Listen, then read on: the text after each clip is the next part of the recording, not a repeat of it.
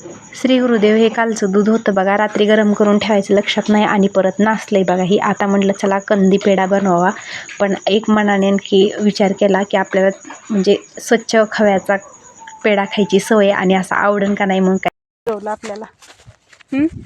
आम्ही गेलता बघा गाई सोडायला. आज गाईने इतका त्रास दिलाय, नुसत्या दूध पळतच होत्या. आला आता कुरणाच्या वाटेपर्यंत सोडून आणि चालला वापस घराकडे. आणि आले की टाक्या धुवायला लागली बघा, कारण दिवस पाळीचा आठवडा संपला होता, आता रात्रपाळीचा आठवडा लागला होता. कसा लाईट कशी येते कशी नाही काय माहीत नव्हतं. आणि महिना झाला की लाईट चेंज होते. रविवार असल्यामुळे खूप सारा बाजार आणलेला होता. लेकरांसाठी आवडणारा सोयाबीन हा आवर्जून आणलेला होता. आणि इथं बोब्या आणल्या होत्या बघा तळण्यासाठी. आता लेकरांना बोब्या खूप आवडतात तळ्याला. आणि इकडं माझं कडब्याची कुटी करायला चालू आहे. म्हटलं आधी वाळलेल्या वैरणीची कुटी भरपूर अशी करून ठेवावी, म्हणजे ज्यावेळेस लाईट नसेल त्यावेळेस ती टाकता येते. परंतु अशी काही 2-3 टायमाची झाली लाईट ढीम असल्यामुळे.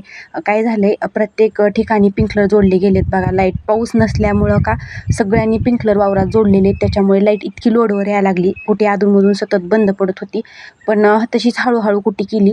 जेवढी 100 कडब्याची व्हायची का त्यात 50 कडब्याचीच होत होती. आणि मग दुपारी आणलं होतं चिकन. आता चिकन हे भाजी बनवायची होती आणि बिर्याणी पण बनवायची होती.